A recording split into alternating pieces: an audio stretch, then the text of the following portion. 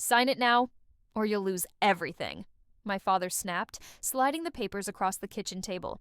I was 27, clutching the pen like it weighed 100 pounds, my mother's cold stare drilling into me. They said it was just for legal reasons, a technicality, that my home would be safer under their names. I remember my heart hammering as I scribbled my signature, trusting the people who raised me. What I didn't know was that, in that moment, I was handing my brother the keys to the life I had built brick by brick. I had worked 2 jobs for years to afford that house, cutting every corner, skipping vacations, and living off instant noodles, just to scrape together the down payment. Every square inch of it was mine, bought with sweat and sacrifice. My parents had always favored my brother, Daniel, the golden child who could do no wrong, but I told myself family was family, and maybe this time they weren't trying to trick me. They used words like protection, inheritance planning, and tax shelter, things I didn't fully understand, and I felt stupid for asking questions. They said, "Trust us, we're your parents, we'd never hurt you." So I did. For months, I kept paying the mortgage and the bills, thinking it was still my home, until one afternoon I came back from work and saw a moving truck in the driveway. Daniel was on the porch with his wife, smiling as if they had just won the lottery. When I asked what was going on, he casually tossed me a set of papers and said, "Mom and Dad gave us the house. You should start packing." My knees went weak, and the world spun as I realized my biggest fear. I hadn't just signed away a piece of paper, I had signed away my future. I remember standing there frozen, my grocery bags cutting into my palms, while laughter spilled out of my own living room. Daniel's kids were already running through the hallway, their shoes thudding against the hardwood floors I had chosen and paid for. My mother appeared behind him with a smug smile, saying, "It's better this way. You'll understand someday." My father didn't even look at me. He just waved his hand like I was an inconvenience. I wanted to scream, to demand how they could do this after everything I had sacrificed, but my voice caught in my throat. Instead, I stood quietly as they dismissed me from my own doorway, the place I had dreamed of since I was a teenager. That night, I drove aimlessly around town, the shock turning into a cold, hollow anger. They thought I would accept it, that I'd just walk away like a beaten dog. But something in me hardened. I knew I wasn't going to let them steal my life. Without a fight. The next morning I woke up in my car, stiff and disoriented, parked outside the cafe where I used to study in college. My phone was buzzing with messages from Daniel, short and smug. "Don't make this harder than it has to be. You're young, you'll find another place." My parents had sent one too, dripping with condescension. "Sweetheart, it's done. Don't embarrass yourself by resisting." I felt sick reading them, because they weren't just stealing my house. They were rewriting the story of my life as if I didn't matter, as if everything I'd built was disposable. That house had been more than bricks and walls. It had been my escape from years of playing second best to Daniel, my first taste of freedom. And they had ripped it from me with a smile. I started digging through the paperwork I had signed, my hands shaking, realizing I had copies buried in the glove compartment. Page after page of legal jargon blurred before my eyes, until I caught one crucial detail. My name was still on the mortgage. My brother could live there, but he couldn't escape the fact that I was still responsible for paying it. The thought lit a spark in me. They wanted me to believe I was powerless, but that line of ink on paper meant I still had leverage.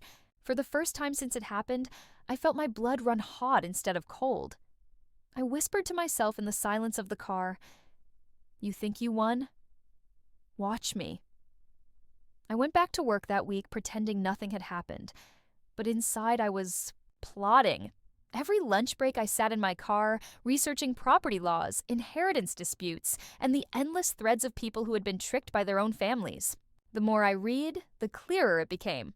My parents had signed the deed over to Daniel, yes, but they hadn't touched the loan itself. Legally, I was still bound to the house, which meant they weren't free from me no matter how much they wanted me gone. And if Daniel stopped paying, the bank wouldn't chase him. They'd come after me. That realization twisted into something sharp, because it meant I had both a burden and a weapon.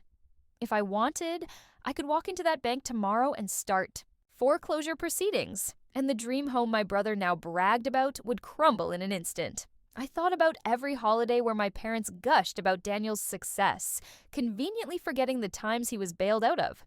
debts, the money I lent him that was never repaid, the nights I stayed home so he could go out. I thought about the way my mother once told me, "You're the strong one. You don't need as much." And now here I was, the strong one, sleeping in my car while Daniel's kids slept in my beds. The rage became fuel. I started documenting everything. Text messages, emails, copies of the deed transfer, even the smug voicemail my mother left telling me to move on. Every word was evidence and every page was proof. I wasn't going to scream at them or beg for their approval. I was going to take back what was mine in a way they would never see coming. I didn't tell anyone what I was doing, not even my closest friend, because I knew the first thing my family would do was spin the story, make me look like the ungrateful, bitter daughter who couldn't let go.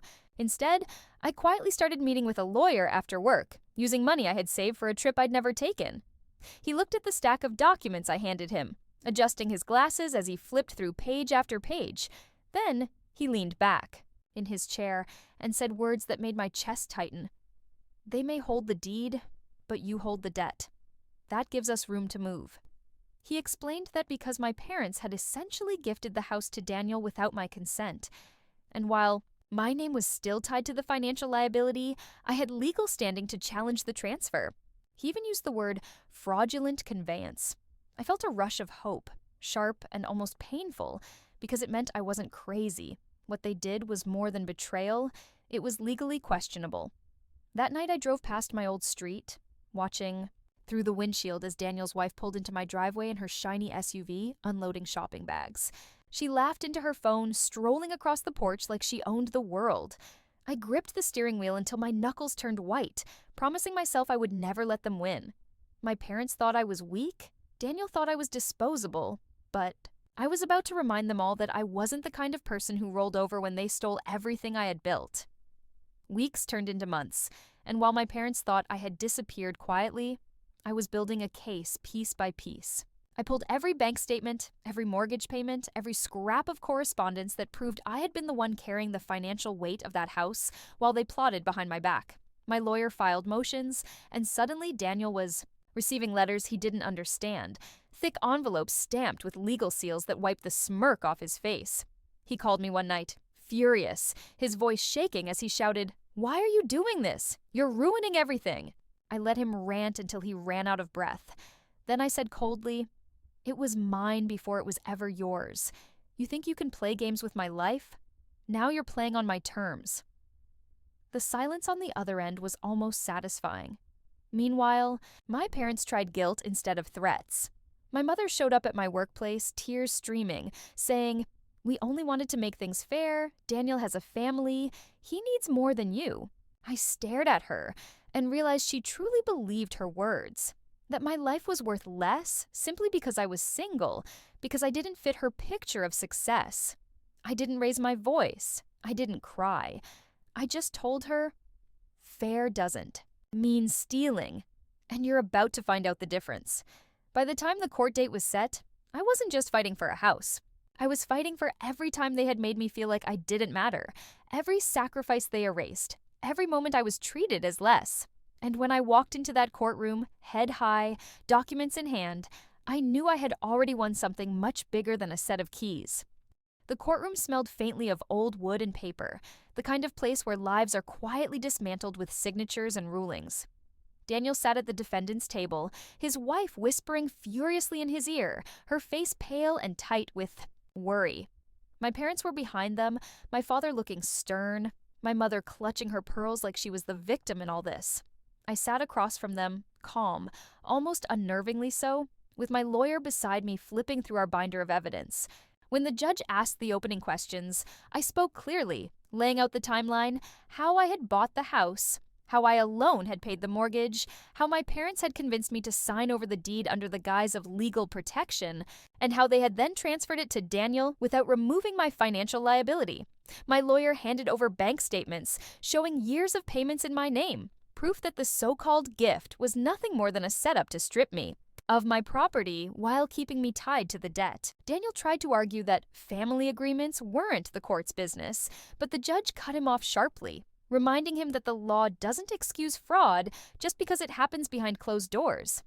Every word felt like a knife. carving through years of manipulation. My parents avoided my eyes, their faces a mix of shame and stubborn pride. And for the first time in my life, I didn't feel like the forgotten daughter. I felt like the one with power when my lawyer presented the recorded voicemail from my mother, the one where she told me to move on because the house was done. The judge leaned back in his chair and raised his eyebrows. That single message exposed everything: their intent, their deception, their casual dismissal of what they had done. My brother flushed red, muttering under his breath, while his wife glared at me like I had personally destroyed her dream life. The judge's ruling came faster than I expected. He declared the transfer invalid, calling it a clear case of bad faith. The deed was ordered to be restored to me, my name as sole owner, and the court warned Daniel that any attempt to interfere further could be grounds for sanctions. I sat there stunned, the words echoing like thunder in my ears, restored to me. Daniel slammed his fist on the table, his wife hissed that they'd appeal, and my mother finally broke into sobs. But I didn't flinch. I gathered my papers, stood up, and walked past them without a word.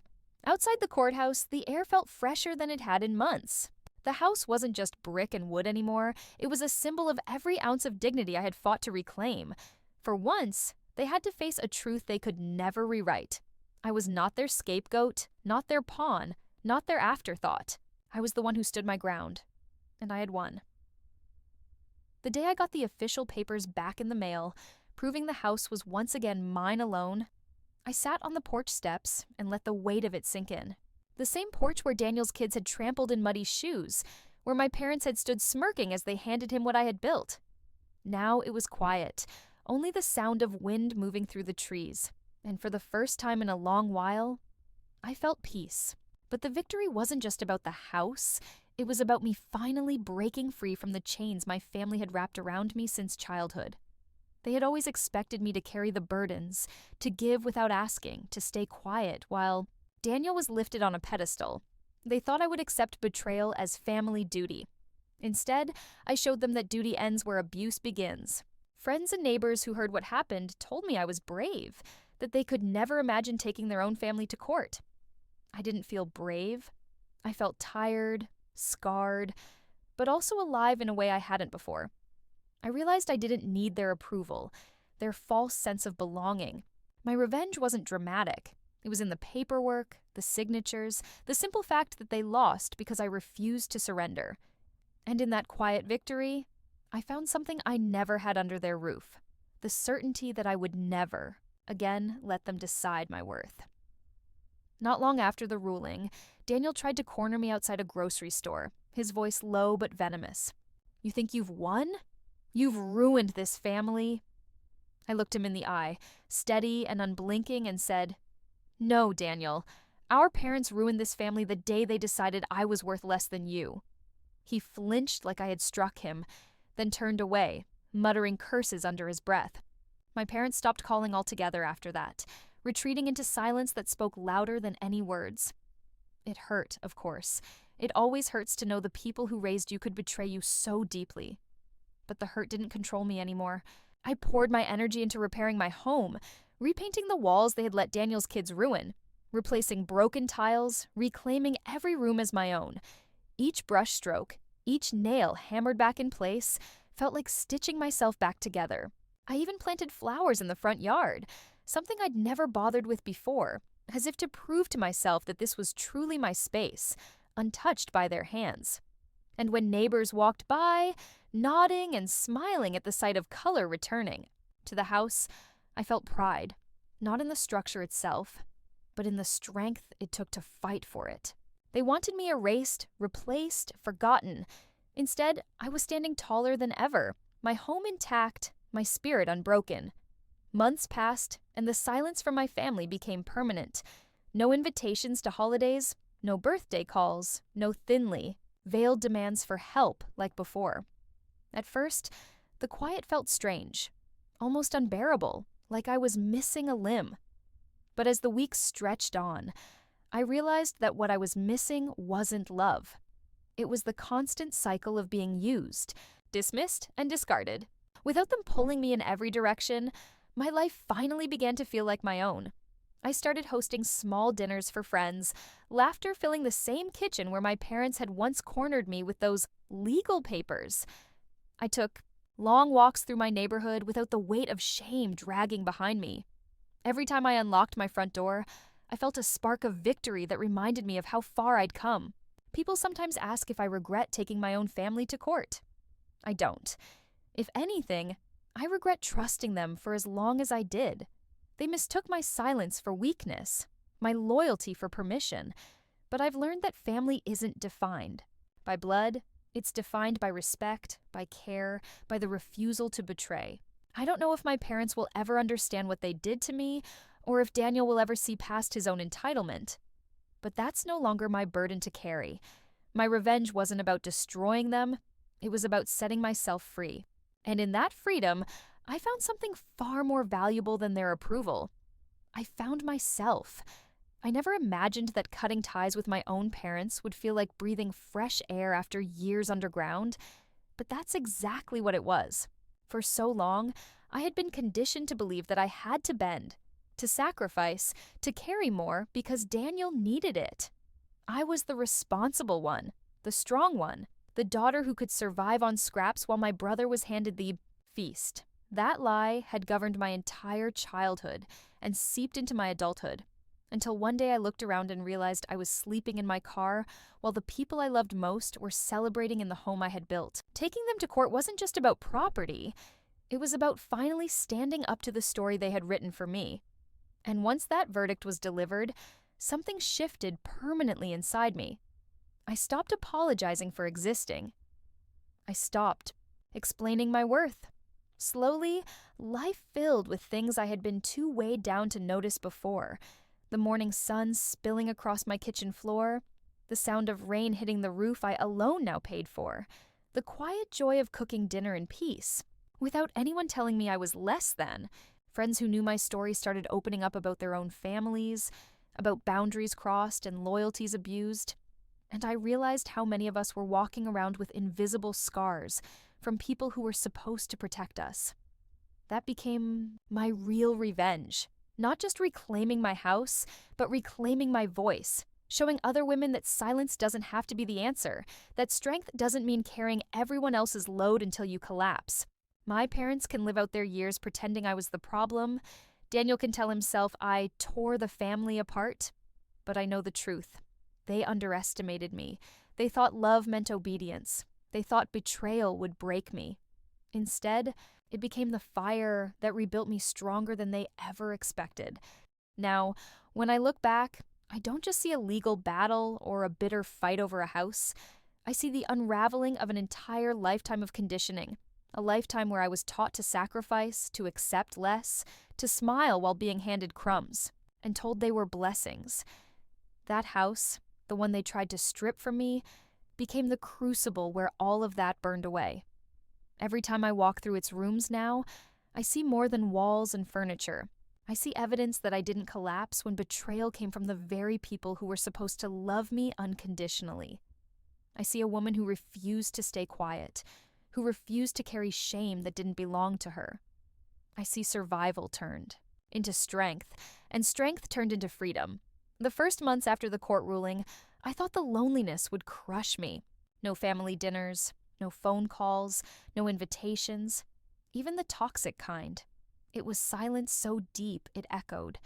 But in that silence, something beautiful began to grow. I started to hear my own voice clearly for the first time. I realized how much of my life had been spent trying to keep peace that never truly existed, how much of myself I had given away to people who only saw me as a tool, not as a daughter or a sister. And slowly, that silence transformed into peace. Friends came into my life, real friends, the kind who didn't need me to prove my worth, who laughed with me in my kitchen over simple meals and sat with me on the porch under the stars. The house became alive again, not with the footsteps of children who weren't mine, not with the smug voices of people who thought they owned me, but with the sound of chosen family, with love that wasn't laced with conditions. Sometimes I drive by my parents' place and see the lights off, the curtains drawn, and I wonder if they ever sit awake at night and realize what they lost. Not just a house, but me. I wonder if they regret trading a daughter's trust for a son's entitlement. But I don't cling to those questions anymore because I've learned something powerful. Closure doesn't come from them. Closure comes from me. It comes from living a life they can no longer control, from thriving in the very space they tried to erase me from. My revenge was never about destroying them. It was about refusing to let them destroy me. And so the ending of this story isn't a door slammed in anger or a dramatic showdown. It's quieter, stronger, and far more lasting.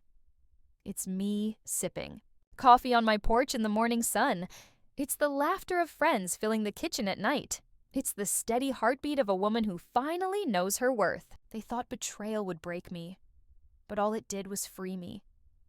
Family may have been where the wound began, but it is not where my story ends. My story ends here, in a home that is mine, in a life that is mine, with a future no one else can sign away. And that, to me, is the most powerful revenge of all.